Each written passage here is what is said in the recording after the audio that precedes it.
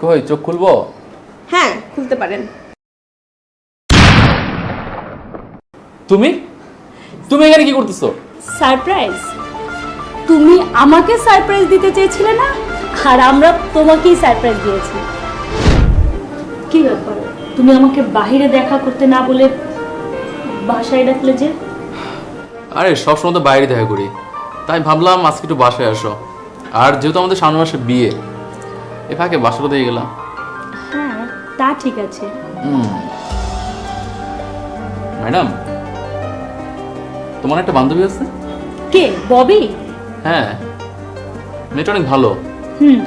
ও ভালো বলেই তো আমার বেস্ট ফ্রেন্ড হয়েছে, ঠিক আমার বোনের মতো। জানো, আমার অনেক খেয়াল রাখে, আমার কখন কি লাগবে না লাগবে। আর সবচেয়ে মজার ব্যাপার কি, ও যেখানেই যাক না কেন আর যাই হোক না কেন সব কিছু আমাকে বলে।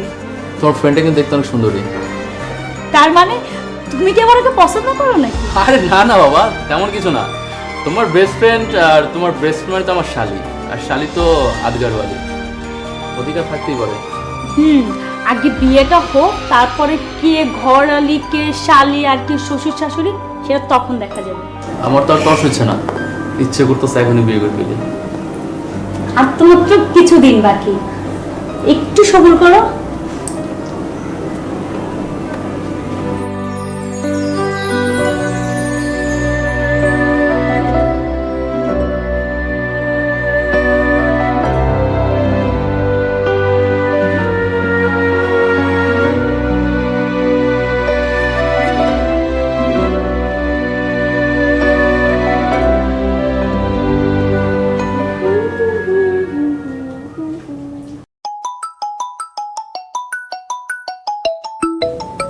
অচেনা নাম্বার থেকে ফোন। হ্যালো, আসসালামু আলাইকুম। হ্যাঁ ববি, কেমন আছো? হ্যাঁ, আলহামদুলিল্লাহ ভালো। কে বলছেন? কে বলছি? আমি হাসান, তোমার হবুদুল্লাহ ভাই। ও আচ্ছা আচ্ছা, হ্যাঁ ভাইয়া বলেন, চিনতে পারছি। আমার নাম্বারটা সেভ করো নি? না, ছিল, আসলে ফোনটা চেঞ্জ করছি তো এই জন্য। আমি চাচ্ছিলাম প্রিয়াকে একটু সারপ্রাইজ দিতে, পরশুদিনের বার্থডে, তাই চাচ্ছিলাম বাসা একটু ডেকোরেশন করাতে। আর ডেকোরেশনের ব্যাপারে আমার তেমন কোনো ধারণা নেই। আর তুমি তো প্রিয়ার বেস্ট ফ্রেন্ড, তো তুমি তো জানো ওর পছন্দ না পছন্দ, তো তুমি তো আমাকে একটু হেল্প করতা। ওয়াও, তাই নাকি? কোথায় করবেন পার্টি? এই তো আমার বাসায়। ও আচ্ছা, হ্যাঁ ভাইয়া বলেন, আমার কি করতে হবে? তুমি একটা কাজ করো, তুমি আগামীকাল আমার বাসায় চলে আসো, দুজন একসাথে মিলে প্ল্যান করি। ও আচ্ছা, আপনার বাসায় আসতে হবে? আচ্ছা ঠিক আছে, আসবো। ওকে।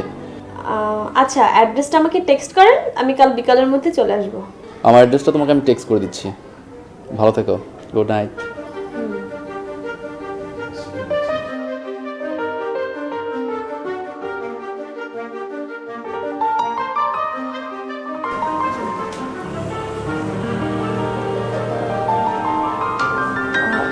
এখানেই পার্টি করতে চাচ্ছেন? হ্যাঁ, এখানেই করতে যাচ্ছিলাম। দেখো কোথায় ডেকোরেশন করা যায়। আপনি এই সাইডটায় ফুল আর বেলুন দিয়ে সাজাতে পারেন। প্রিয়া আবার ফুল অনেক পছন্দ করে, আর এই সারপ্রাইজটা ওর ভালো লাগবে। আমি তো তোমাকে পছন্দ করি। আমাকে পছন্দ করেন মানে বুঝলাম না। সত্যি কথা, আমি তোমাকে পছন্দ করি, আর ওর পাশাপাশি তোমাকে একটা সারপ্রাইজ দিচ্ছি। প্রিয়া তো আমার বেস্ট ফ্রেন্ড, ওকেও সারপ্রাইজ দেবেন, আমাকেও সারপ্রাইজ দেবেন, ব্যাপারটা কেমন না? কেন, আমাকে তোমার পছন্দ হয় না, ভালো লাগে না?